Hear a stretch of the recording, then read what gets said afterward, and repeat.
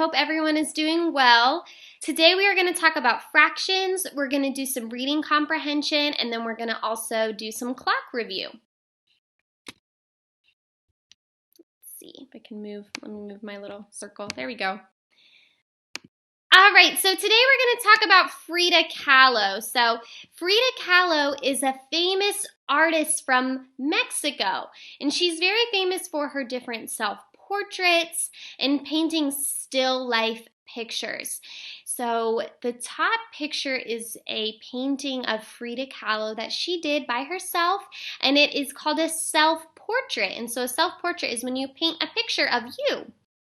And she liked to include nature and flowers in her paintings.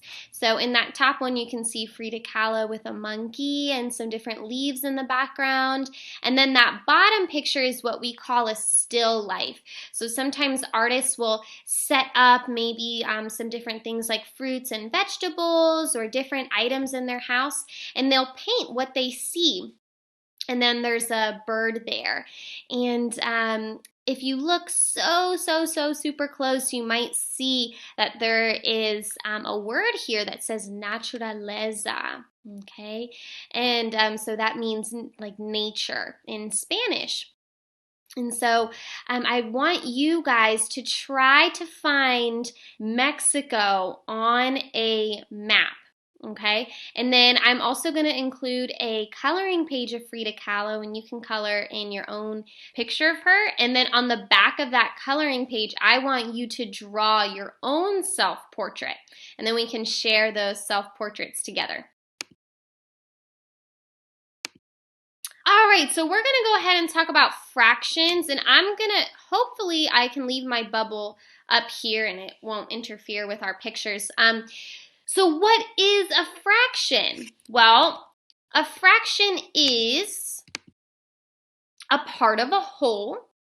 So as you can see in this picture here, we have this fraction is a part of this whole, okay?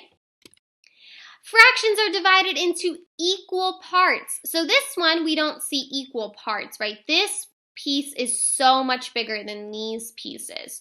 So fractions always need to be divided into equal parts. And a fraction has a numerator and a denominator. So we're going to learn two new vocabulary words, a numerator and denominator. All right, so let's talk about equal parts. So I want you to pretend that you are at a birthday party with your friends, and your friends have an awesome cake that they made, a huge cake, and you have lots of friends there. Well, everybody wants a slice of that cake, but I have to make sure that I split my cake into equal parts. I can't have one friend with a ginormous piece of cake and then I only have a little piece of cake, right? That wouldn't be fair. So I need to split my cake into equal parts. So that's a really important piece to remember when we're talking about fractions, is that we're splitting things into equal parts. Equal means the same, right? They look the same. One's not a little bit bigger or shaped a little bit different, right? They're going to be the same, okay? So we're going to talk about that today.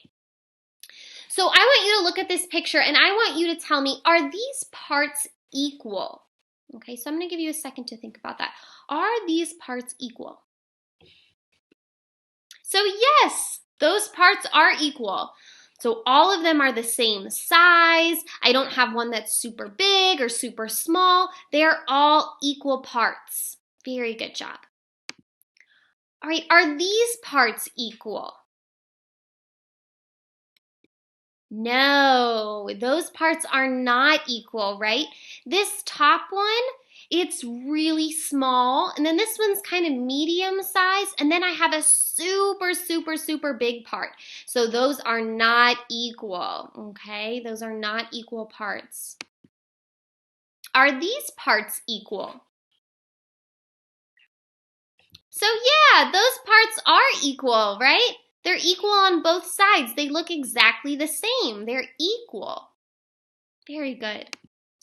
And let's try this one. So I already gave you the answer there. So these parts are not equal, right? So I have this one that is super small. This one is super small. And then in the middle, it's super big. So if this were a cake or a piece of pizza, right? A big pizza pie, I didn't cut it equally, right? Somebody's gonna get a small piece and somebody's gonna get a really, really big piece. So I did not cut them equally. Okay. So when we talk about fractions, we have to make sure that we are cutting them in an equal way. Okay. So we first talked about, and we've talked about this a little bit in our Zoom calls, that we can start with a whole. So these are wholes, right? I have a whole piece of pizza, a whole banana, a whole cupcake. I haven't done anything to it. I haven't cut it in any way. This is called one whole, okay? Now I've made halves, okay? So these are halves. So now I have two parts. I have two parts to my whole. So now in this pizza, I have two parts of that pizza, and it's cut right down the middle, so I know that they are equal. Okay, same thing with this banana. I cut it right down the middle, so I know that these are equal. Now I have halves, okay? Two parts means a half. And then this cupcake, the same thing. I cut that cupcake right in half to share it. So I have two parts. Two parts make one whole cupcake. Two parts make one whole banana, and two parts make one whole pizza. So these are called halves. And then this is a way that I can show halves. One half. And we'll talk about that a little bit in a second. Now these are called thirds, okay? So thirds, and it kind of sounds like our ordinal number. When I say first, second, third place, these are thirds. So I've split them into three equal parts. One part is not bigger than the other. So I have 3 pieces of pizza, 3 pieces of banana, and 3 pieces of this cupcake. So I have thirds. So I have 3 parts that make a whole, okay? So what does this number on the top mean? So if I go back, I see this is a fraction here, and I also saw here that this is a fraction. But what do those parts mean? Well, that top number is called a numerator. That's our part, right? So this one, I have 2 parts. So anytime I see that numerator, I can think of that as a part, okay? And then this bottom number is called a denominator, and that's my whole. So I have 2 parts to make a whole, and my whole has 4 parts in it. So if we look back at this one, when we're talking about thirds, okay, I can have 1 part of pizza. So maybe I'm looking at this piece of pizza right here. So I'm looking at this one right here where this red dot is. But in total, I have three parts that make my whole. So there's 3 here to make my whole, but I'm looking just at this one. So this is 1 part of my whole, and my whole is 3 there. Okay, so that's going to take a little bit of practice to get used to thinking about those numbers in that way, but we will practice it a lot. So do not worry if it is a little bit confusing. It just takes a little bit of practice. So that's our numerator and that's our denominator. Our numerator is our part and our denominator is our whole.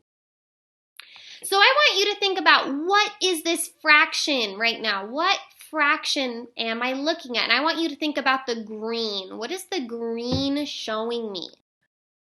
So the green is showing me 1, right? Because I have 1 part that's green here. And in total, I have how many parts? That's right, I have 2 parts. So 2 parts make that whole. And I'm showing halves there. So I have 1 half, okay? This green part is 1 of my half. So these 2 parts make that whole circle, okay? So I have this number on the bottom. This is my whole. I have 2 in total, okay? But this one is green, okay? So I'm looking at the green one. And if I was looking at just the white colored one too, it would be the same. It would be 1/2. 1/2 of this pizza or this cookie is colored in, okay? So we're gonna try another one now. Let's see. So there we go. So these parts make my whole, okay? So 2 parts can make up the whole thing. That's my total, okay? That's my whole. What is this one showing? I gave you the answer there again. So this one is showing 1/3.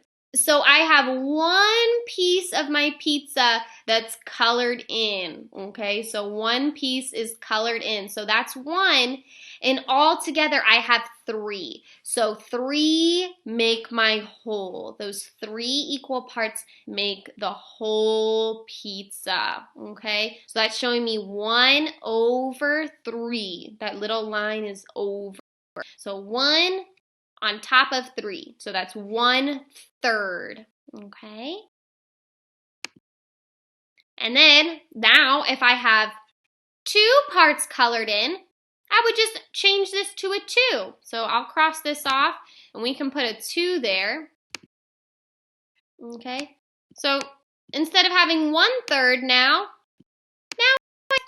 2/3. Okay. I have 2 parts of my total of 3.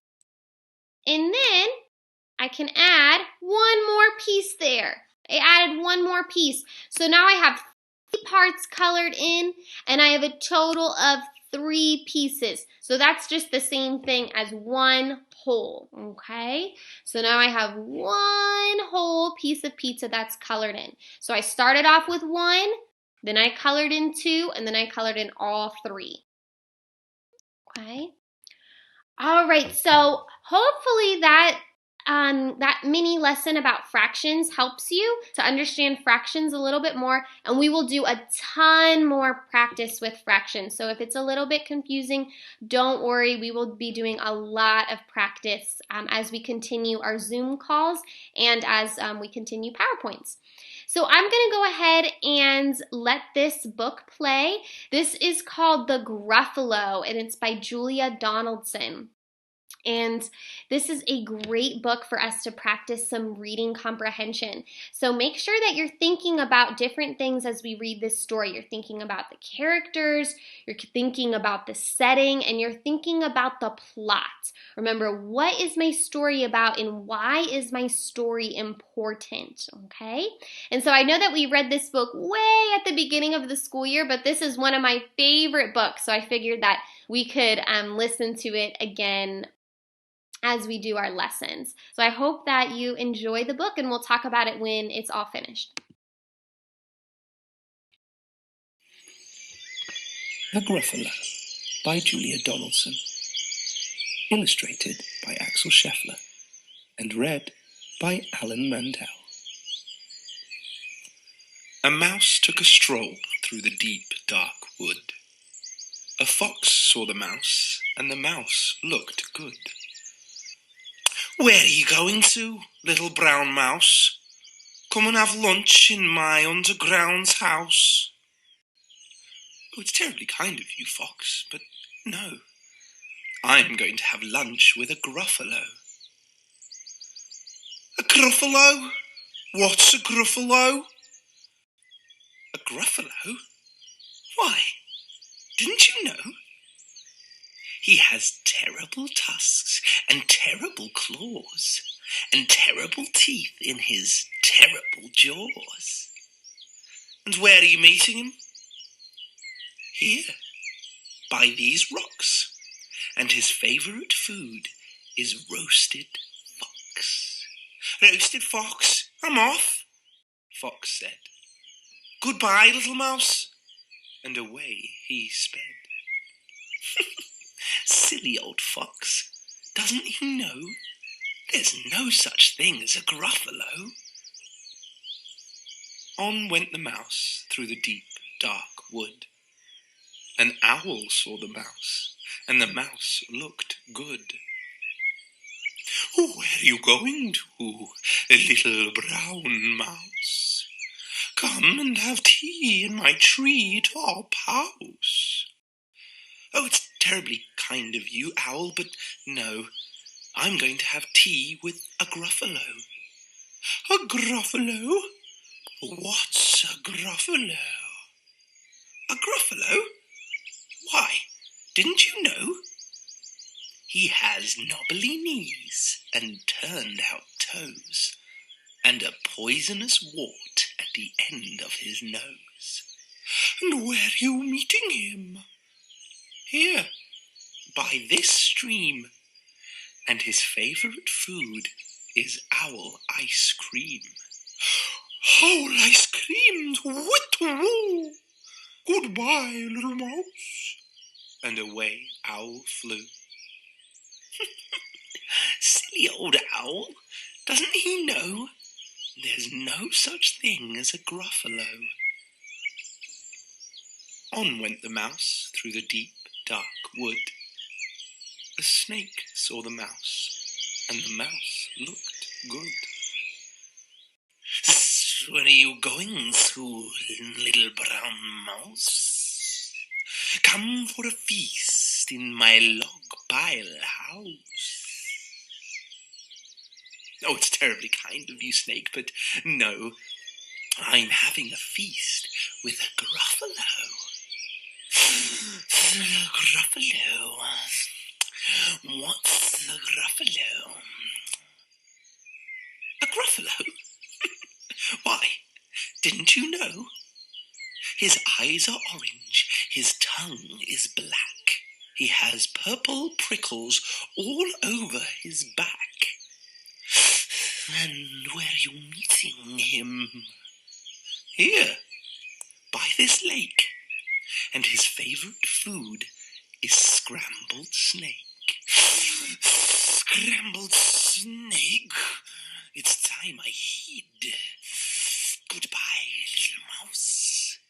And away Snake slid.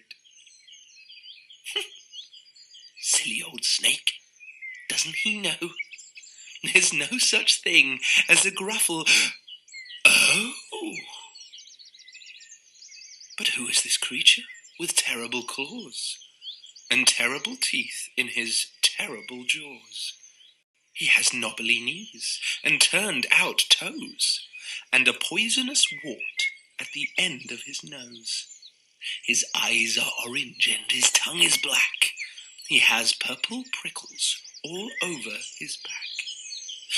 Oh, help! Oh, no! It's a Gruffalo! My favourite food, the Gruffalo said. You'll taste good on a slice of bread. Good, said the mouse. Don't call me good. I'm the scariest creature in this wood.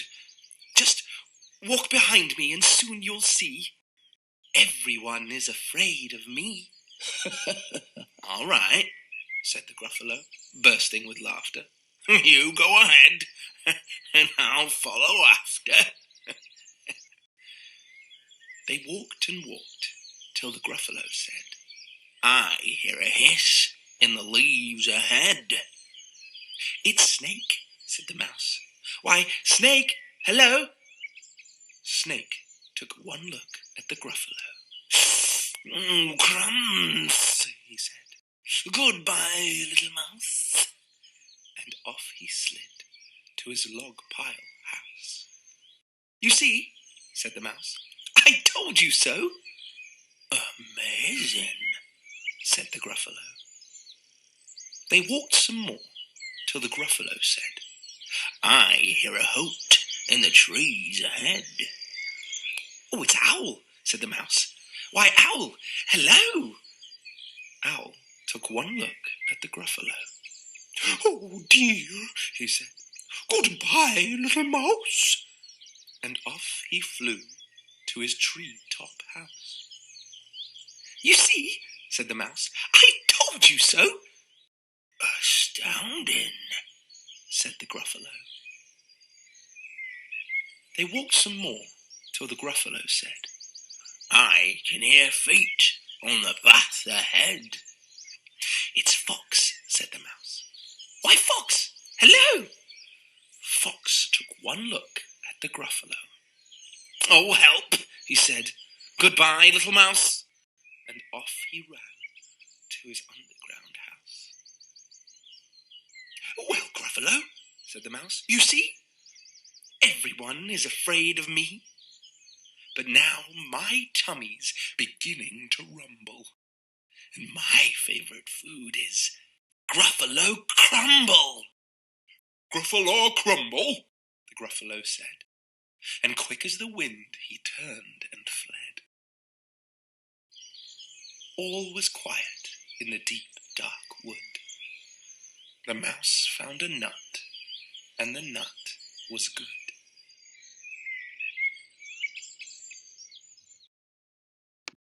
All right, so I hope that you enjoyed that story, and we're going to go ahead and talk a little bit about what happened in that story. All right, so who were the characters? So I want you to think about the characters, and I gave you a hint to start with our main character of Mouse. So I want you to think about what other characters were in the book, okay? So you can pause the video, and I'm going to go ahead and go over those. So so we had Fox. We were introduced to Fox first. Then we learned about Owl. And we learned about the snake. And of course, we learned about the Gruffalo, right? So a lot of the book was the characters talking about the Gruffalo. Where did the book take place? Where was the setting of our story? Yeah, so the setting of our story was in the woods, right? And the mouse talked about ponds and lakes. And we saw that a lot of those animals were in the woods, right? They're from the woods. The fox and the owl, right? A lot of those animals we can find in the woods. So let's talk about description. So how would you describe the Gruffalo? So remembering what the book said about the Gruffalo, how would we describe him? So I want you to think of some things and then we'll go over those all together. All right, so to describe the Gruffalo, we first had terrible claws, right? So claws, like his long nails. He had terrible claws. He had a black tongue. He had those orange eyes. He had prickly purple prickles all over his back. He had tusks and terrible teeth. And then he had that poisonous wart on the top of his nose. And he had those knobbly knees. That's right. And he also had those turned out toes. You can see a little bit there.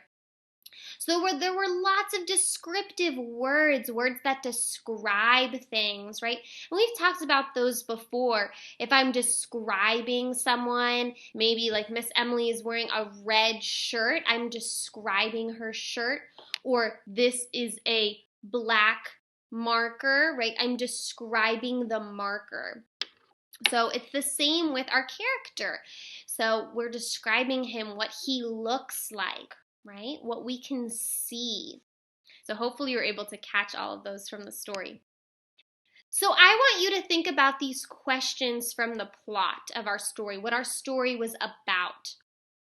Were the animals scared of the mouse? Were they actually scared of the mouse? I want you to think about these questions. What does a Gruffalo like to eat? I want you to think about that. How did the mouse convince the Gruffalo that he was scary? How did the mouse convince the Gruffalo that he was so scary? And how do you think the animals felt? Maybe when they saw the Gruffalo? Or when Mouse was telling them about the Gruffalo? And how do you think the Gruffalo felt after seeing all the animals and after meeting the mouse?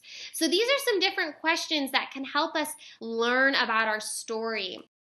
and help us to understand why our story is important. So I would like you to maybe pick one or two of these questions and journal about them with some help.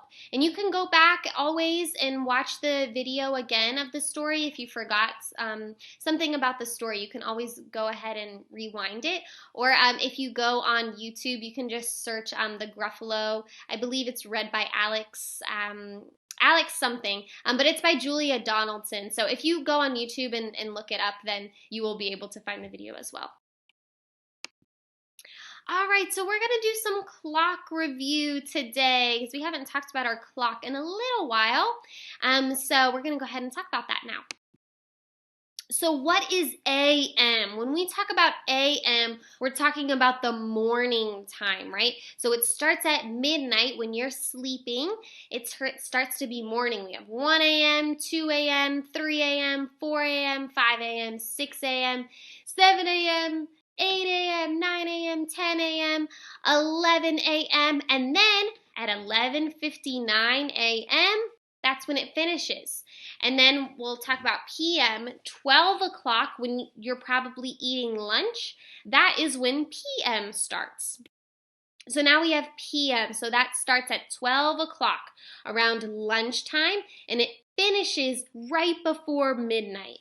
So after lunch, you might be doing some homework. If we were at school, we would have centers. We would go to Promethean board. We would go outside, right? And then you would go home and you would have dinner and get ready for bed.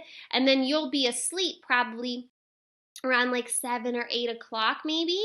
And when you're sleeping, it'll be nighttime, but right before midnight, 11:59, then it'll turn into AM again, okay? So remember, AM is all about morning time when the sun is rising, and PM is all about nighttime when the sun is about to set, or the early afternoon time, okay? So what time is this clock showing? I want you to just think about that, and then we'll talk about it. Yeah, so this clock is showing 4 o'clock. We don't know if it's AM or PM because it doesn't tell us, but we do know that it's 4 o'clock. And so remember that this is my shorthand, and so this is pointing to my hour, right? When I tell the time, this first number is always telling me my hour, and these second numbers are always telling me my minutes. So right here, this is telling me my minute. My long hand tells me my minute time. All right, so we'll go to the next one. All right, so what time is this showing? Yeah, so this one is showing 3:30. So right here, I know that this is my hour hand because it's super short. My hour hand is short. And I know that it's pointing to 3 because it hasn't passed this 4 yet. So I know that it's still 3, right? It's way past the 2, and it's right kind of in the middle, so it's hard to tell. But it hasn't passed that 4 yet, so it's still 3. So that's my hour, that's my first number. And then remember, we count by 5s when we're around the clock. So I start over here at this 1 that my circle is hiding a little bit. So I say 5, 10, 15, 20, 25, 30. I stop right there because that's where my long minute hand is. So then I put 30 as my minute. So I have 3:30. Excellent. So let's go to our next one. All right, what time is this clock showing? Yeah, so this clock is showing 6 o'clock. So remember, when we have our minute hand on that 12, it just means o'clock. So I say 6 o'clock. And this little red hand here, this is for seconds. So sometimes you'll see clocks that have that red hand and it's counting seconds, but sometimes it's not there. So this clock is showing a second hand. And then we have our hour hand here. So I remember I always put my hour in front and I put my minute second. And so when I have my minute hand on that 12, it's 6 o'clock. And o'clock is just with those 2 zeros. All right, and what time is this one showing? Yeah, so this one's showing 9:30. So remember, this hour hand is kind of right in the middle. It's hard to tell. Is it pointing to the 9? Is it pointing to the 10? Well, it hasn't passed that 10 yet. So I still know that it's showing me 9, okay? If it was way over here, then it would be 10 o'clock. But it's still right here. It hasn't gone way past that 10, so it's still 9 o'clock. And it's not way over here, so it can't be 8 o'clock. So it's going to be 9 o'clock. So I start with that 9, and then remember, I count by 5s again. So I'll say 5, 10, 15, 20, 25, 30. So there we go. Now I have 30 as my minute time. Remember, that minute hand is very long and my hour hand is very short. All right, so these are called digital clocks. So if you ever see like an alarm clock or even a clock on a phone, you'll see the time written out like this. And you just read it how we said these other ones. So this would just be 2 o'clock. So instead of having to read the clock like this and write a number, you just have to read it like this, 2 o'clock. And same with this one. So I just read what I see. So now I see 9 as my hour, 30. And look, this one is even showing me that it's PM. So remember that PM is nighttime. So this one's showing me PM. So remember, 9 is my hour and 30 is my minutes. Excellent job. All right, so we're going to go ahead and read a chapter of Junie B. Jones to finish up our lesson for today. So I'll move my circle if it lets me. Here we go. I'll move it more towards the middle so you can see.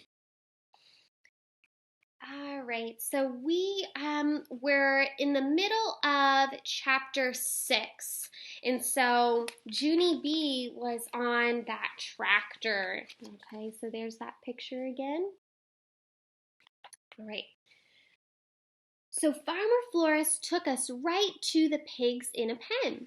And after that, we saw goats and lambs, and I petted a lamb on her fuzzy head. And that is not even the bestest part. On account of pretty soon, Mrs. Farmer Flores drove up on a shiny red tractor, and I was the first one to get to sit up there with her. I quick gave Mrs. my camera. Take my picture, please. Take my picture up here on this big tractor.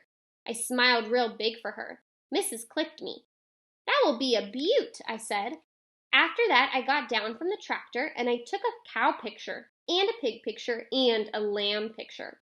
Plus, I also took pictures of my bestest friend named Lucille and that Grace.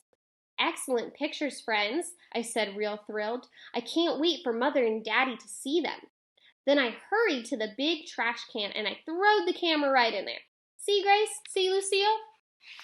It is called a throwaway camera. Mother said that after you take the pictures, you just throw it away and buy a new one. And so what can be easier than that? Wow, said Grace. I know, it is wow, Grace, I said. Plus, Mother said the pictures turn out beautifully. All of a sudden, Mrs. runned over and she took my camera out of the trash. Junie B, honey, you can't throw the camera away before the pictures are developed, she said. Oh, I said. Nothing is ever easy, is it? After that, Mrs. put down blankets in the grass, 'cause it was time for a picnic, of course. Me and Lucille and that Grace sat on a blanket and opened our lunch bags. Yum, I said, egg salad. Yum, said that Grace, tuna salad. Yum, said Lucille, crab salad on a flaky croissant with a side order of greens and a light raspberry vinaigrette dressing. Then all of us ate our lunches, very delicious.